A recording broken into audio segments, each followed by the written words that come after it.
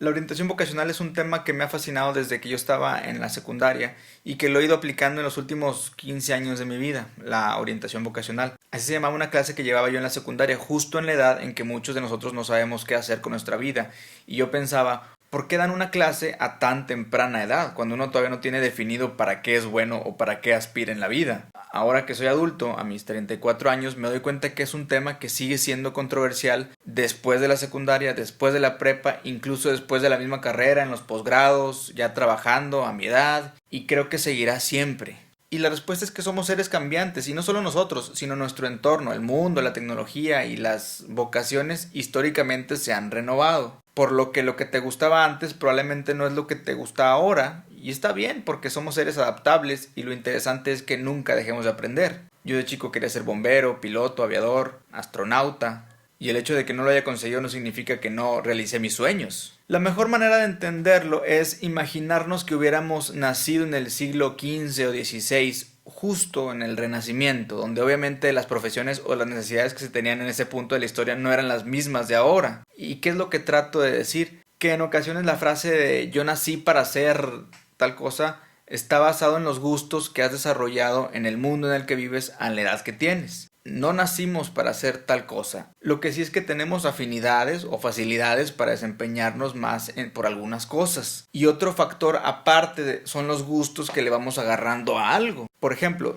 si te desempeñas en una labor que te va causando frutos y que logras encontrar una manera divertida de hacerlo, puedes llegar a creer que naciste para eso. Y por el contrario, si tienes una mala experiencia desempeñando dicha labor o tuviste algún tropiezo, puedes pensar que no naciste para eso. El ser humano nació para desempeñar no una, sino muchas funciones, aunque claro, como lo mencioné, el estado físico, la edad, la complexión, lugar de nacimiento y de vivir en cierta época de la historia, eso va a influir para que tomes ciertas decisiones que te conviene más tomar como desempeño. Si tú actualmente te desempeñas de manera extraordinaria en el mundo de la computación y dices, yo nací para esto, ¿qué pasaría si hubieras nacido en el siglo XV? ¿Qué podrías decir? Tal vez hubieras desarrollado alguna afinidad por alguna de las bellas artes y serías un excelente escultor y dirías, yo nací para esto, en esa situación. Ahora, hay carreras, profesiones o estudios más diversos, útiles y trascendentes que otros, es decir, que llevan mucho más tiempo en su existir por su grado de importancia para la humanidad. Por ejemplo, la filosofía como estudio hoy en día es de las grandes disciplinas las más antiguas, de más de 2500 años. Gracias a este estudio se derivaron los matemáticos, físicos, los creadores de las leyes, la belleza, el lenguaje, que se traduce en comunicación, la religión, la política y la medicina misma. Los grandes científicos tienen sus bases cimentadas en principios filosóficos. De estas mismas vertientes entonces comenzaron los primeros campos de interés para estudiar y que son los que dictaron la creación de profesiones que hoy desempeñamos y que desde entonces se han ido modernizando. Una de las personas que más admiro a través de la historia es Leonardo da Vinci, por ser un humano que tuvo la oportunidad y la grandeza de desempeñar varios talentos a lo largo de su vida. Fue un italiano nacido en 1452 y que falleció a los 62 años, es decir, relativamente joven. Se dice que sus áreas de interés eran el dibujo, la pintura, la escultura, la arquitectura, la ciencia, la música, las matemáticas, la ingeniería, la literatura, la anatomía, la geología, la astronomía, la botánica, la escritura, la historia y hasta la cartografía. Y yo me pregunto si en algún punto de su vida pensó, yo creo que nací para tal cosa. Yo no creo, me imagino que él aceptó que tenía interés para distintas cosas y se puso a hacerlas todas de manera excepcional, ya que se le considera hoy en día como el padre de la paleontología y la arquitectura, aparte de ser considerado como uno de los mejores pintores y aparte de ser acreditado como inventor de muchos avances ingenieriles que se desarrollaron mucho tiempo después como el paracaídas, el helicóptero y el tanque, ideas muy avanzadas para su tiempo. ¿Qué hubiera pasado si él hubiera nacido en el tiempo moderno? Probablemente mucha de su brillantez se hubiera traducido en las áreas artísticas y tecnológicas que gozamos hoy en día, como la computación, las redes y artes nuevas como la cinematografía, resultado de la innovación de otro científico descubridor. Según la época, el sector y la clase en la que nacemos nos guía por los gustos que vamos adoptando. Por eso es una farsa creer que solo nacimos para algo. Somos capaces de mucho, pero ciertamente a algo nos tenemos que dedicar. Lo que es bueno es saber que podríamos ser buenos para muchas cosas más. Es solo que decidimos enfocarnos en una o en unas, y no es lo malo. La especialización es lo que nos hace expertos en un área. Solo nunca olvidar que podemos abarcar más que eso. Cuando me ha tocado dar pláticas de orientación vocacional, me gusta darlas justo cuando la mayoría de los estudiantes ciertamente está en un punto de dudas de por qué profesión optar. Y me conmueve porque recuerdo vivamente cuando estaba yo en esa posición. Con mis muchas afinidades y gustos artísticos y mi pasión por las ciencias de la comunicación, enamorado de los medios de la radio y la televisión, ¿por qué opté por la ingeniería? ¿Quién me aconsejó? ¿Y qué ha sido después de haberla cursado? ¿Fue buena o mala elección? Para mí, en mi caso, a mi criterio, fue lo mejor que pude haber elegido. Y no porque algún otro camino hubiera sido incorrecto. El solo hecho de escoger alguna profesión en la vida ya es signo de que le aportarás algo a esta sociedad. Yo solo opino que en mi caso particular despertó muchas otras afinidades que me encantó que se despertaran porque nutrió otras áreas que me han servido para complementar las artísticas. Me han preguntado por qué promuevo tanto la ingeniería como carrera. Y bueno, en definitiva, no esperaría que todos se volvieran ingenieros, porque claro que necesitamos en este mundo gente en todas las áreas, en todas las carreras. La diversidad es lo que le da el balance a este mundo. Me gusta mucho tocar el tema de la gran incertidumbre o cuestión que tienen los estudiantes antes de elegir una carrera, porque se nos hace creer a veces que esa carrera será la que definirá nuestro futuro. Y bueno, digo, esa afirmación en parte es verdad. Vaya que definirá tu futuro, pero no necesariamente definirá exactamente lo que vayas a ser de manera precisa acorde a tal profesión. Es decir, un doctor se puede volver un empresario de su hospital y luego desempeñar cargos administrativos del mismo o promover su marca. Un psicólogo se puede tornar en un motivador profesional. Un abogado puede incurrir en terrenos políticos. Un arquitecto se puede de pronto emerger en labores más relacionadas con las de un ingeniero civil. Un músico puede dedicarse a la producción audiovisual. Un bailarín o un coreógrafo de producciones cineastas, un ingeniero mecánico puede destinarse a ser humanista y ayudar en labores altruistas donde aplique su conocimiento. El destino de cada carrera puede tornarse en muchas distintas variantes. La pregunta común de los posibles destinos de todas ellas es ¿qué tan necesaria es esa carrera en el sector donde vives o donde piensas vivir? ¿Y qué tanto se adapta el entorno moderno en el que vivimos?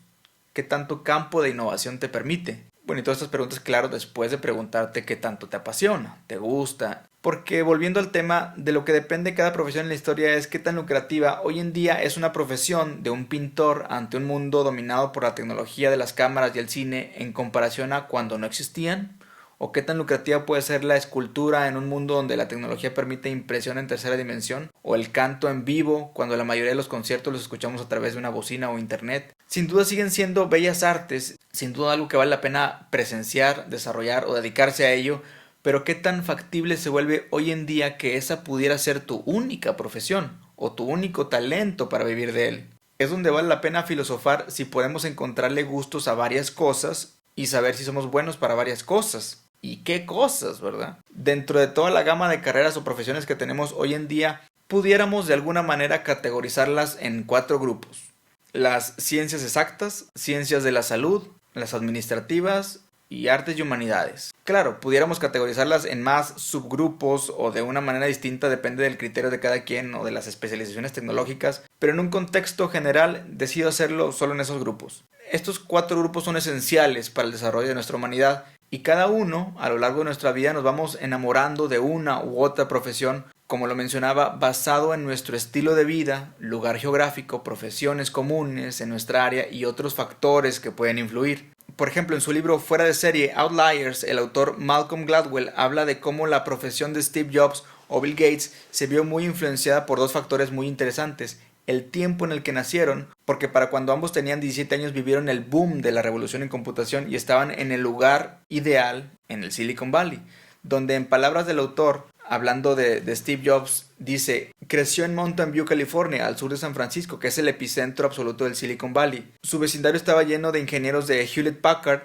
y cuando era un adolescente merodeaba en los mercados de pulgas de Mountain View, donde los aficionados a la electrónica vendían piezas de repuesto. Se volvió adulto respirando el aire de los mismos negocios que dominaría. Asistió a charlas nocturnas de científicos de Hewlett Packard. Las charlas trataron sobre los últimos avances en tecnología y trabajos ejercitando un estilo que luego sería su marca registrada de su personalidad. Se ponía a platicar con los ingenieros de Hewlett Packard y obtuvo información adicional de ellos. Una vez incluso llamó a Bill Hewlett, uno de los fundadores de la compañía, para solicitarle partes. Steve Jobs no solo recibió las partes que solicitó, sino que también le dieron un trabajo en ese verano. Jobs trabajó en una línea de ensamblaje para construir computadoras y estaba tan fascinado que intentó diseñar la suya propia. Es como si estuvieras interesado en la moda y tu vecino cuando crecías era Giorgio Armani. Y esto es lo que quiero mencionar para recordarnos a los que ya tenemos una carrera y a los que están a punto de escoger una. Que no le tomemos tanta importancia o tanta seriedad como si ya luego no pudiéramos virar diferente en nuestra vida.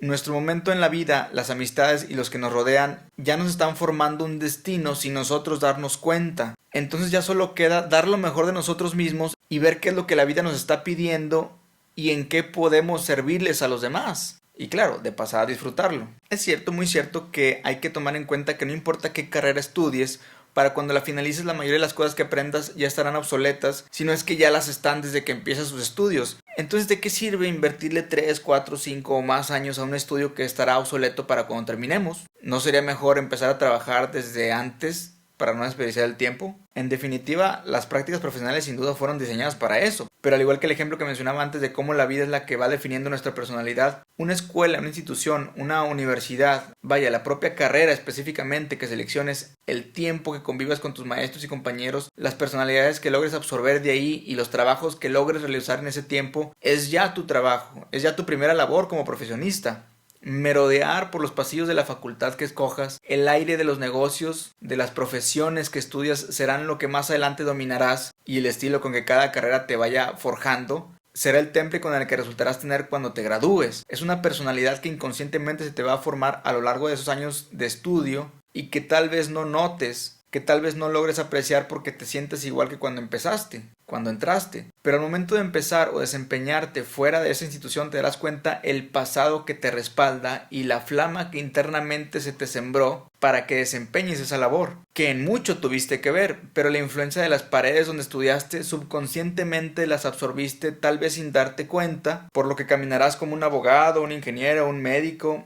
Te desenvolverás como un psicólogo, un administrador, un arquitecto, y en tu hablar se podrá apreciar a ese músico, comunicólogo o artista plástico que decidiste ser. ¿Por qué yo decidí ser un ingeniero a pesar de mis grandes ganas de adentrarme en el terreno artístico de lleno? De entrada porque sé que de todos modos es un terreno en el que me metí. Pero ¿cómo lo supe desde entonces? Pues porque la parte técnica, los aspectos tecnológicos y la parte electrónica del terreno de las comunicaciones siempre me atrajo. Siempre supe que toda la magia que ocurre delante de una cámara, de un micrófono o de un escenario artístico se debe gracias al talento técnico, mecánico y tecnológico tras bambalinas. Supe que tal vez era un área que habría que estudiar, entender y aprender más de ella para después dominar. Las matemáticas nunca fueron fáciles para mí, la física en la secundaria nunca fue mi materia favorita, pero al igual que tomar una medicina cuando me enfermaba, sabía de la importancia que tendría en mí si no le daba la atención que merecía. Las cosas que no nos gustan en la vida, irónicamente, a veces son las más importantes y trascendentales.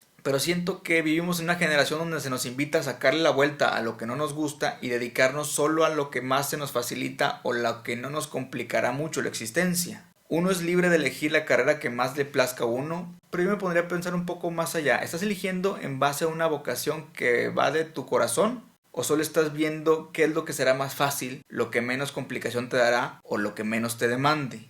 ¿O la carrera será como un descansar por fin de tantas matemáticas porque sufriste durante toda tu vida? Porque digo, si a descansar vamos, creo que entonces seguir estudiando no es el mejor camino. Yo sí estoy muy de acuerdo quienes se toman un año para pensar en qué estudiar, para que lo mediten a fondo y no sea una decisión mediocre basada solo en lo que los demás perciben que es para ti lo que es mejor. ¿Qué tal si ni tú mismo has descubierto tu vocación? Y si es así, si tú estás en esta situación donde no has encontrado tu vocación, ¿cuántos años deberías de esperar hasta que te llegue esa epifanía? El mundo laboral no te puede estar esperando. En verdad soy un creyente que muchos descubren su verdadera vocación hasta los 25, 30 o 40 años y no tienen nada de malo, pero no por eso significa que no vas a hacer nada hasta entonces. ¿Por qué no tomas en cuenta mientras a tu entorno? Analiza qué es lo que necesita la sociedad que te rodea, según el área, el tiempo y la sociedad en la que vives. ¿Qué tipo de labores son las más requeridas? Yo elegí como escuela a la Facultad de Ingeniería Mecánica y Eléctrica, eso fue en el 2003, situada en la Universidad Autónoma de Nuevo León, y en realidad que mi elección fue mera coincidencia puesto que yo no vivía en Monterrey, ni siquiera en Nuevo León, por lo que mi elección no fue basada en el prestigio que esa universidad tiene, ni la buena fama de la facultad. En realidad fue a ciegas, y no sé cómo fue que resultó ser tan buena elección. Desde muchos años antes y hasta la fecha es una de las facultades más reconocidas en México y en muchos países extranjeros por la calidad de sus licenciaturas, maestrías y doctorados, y no solo por eso, sino porque, como lo mencionaba antes cuando hablaba del sector productivo actual, esta facultad satisface la demanda de este sector y el desarrollo industrial del país. Es decir, los egresados satisfacen al país con su necesidad. El ingeniero, como pocas otras profesiones, es una carrera que siempre y constantemente es de gran demanda en todo el mundo, como solo pocas otras carreras. Yo, sin saberlo, estaba aparte de una gran facultad de ingeniería, porque son varias en la Universidad Autónoma de Nuevo León, en una que se caracteriza por su afán de acaparación de capital y por su vinculación con la industria. Y este tipo de ímpetu y actitud del personal se plasma en sus estudiantes. Es algo que se empieza a aportar, y ese espíritu ha sido heredado desde sus creadores, sus 7 alumnos que en el 47 se graduaron de una preparatoria técnica en Monterrey y que propiciaron la creación de la facultad. Y gracias a esa historia, los nuevos alumnos respiran ese aire de grandeza que es autoclamado por la FIME. Y actualmente la FIME es la facultad más grande de la Universidad Autónoma de Nuevo León, en varias áreas. En su matrícula estudiantil, su personal docente, administrativo, su área para estudio de licenciaturas, posgrados y centros de investigación, que están repartidos por diferentes áreas de la ciudad universitaria, Monterrey y sus alrededores, sin tomar en cuenta los departamentos vinculados con otras facultades, y sin mencionar que es de las facultades que más ha impulsado el deporte en toda la universidad, y que estamos hablando que es la universidad más grande de Nuevo León. Esto significa por consiguiente que todo lo que se diga de ella abarca a lo mejor del noreste del país. En fin, por azares del destino fui a seleccionar una de las mejores facultades del país. Hice una de las mejores selecciones vocacionales que pude haber hecho, y sin así pensarlo. Y me enorgullece hablar de mi facultad y de mi carrera, y ahora veo como mi responsabilidad pasar esa información, porque es mi meta hablar de algo de lo que no se me habló a mí, o se me habló poco cuando salí de la prepa. Durante mis 5 años de carrera y 4 de posgrado nunca dejé de ver crecer a mi facultad. La vi crecer una proporción muy por encima de las demás facultades, y no solo en el aspecto de infraestructura, sino en todos los demás. Ahora que ya no la visito con tanta frecuencia, me impacta más cómo no ha dejado de crecer. Y veo que con esta suerte no corren otras facultades. Pero ¿por qué menciono todo esto?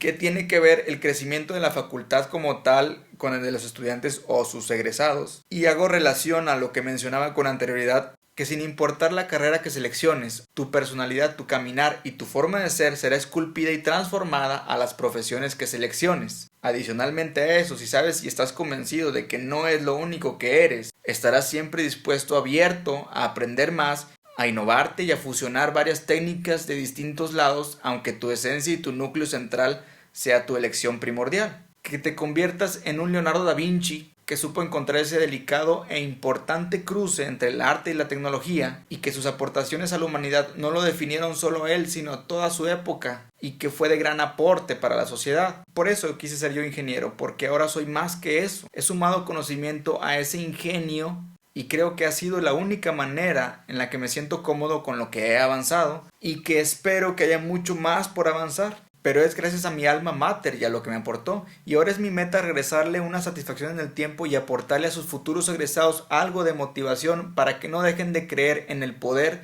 de una institución para formar gente de bien para la sociedad.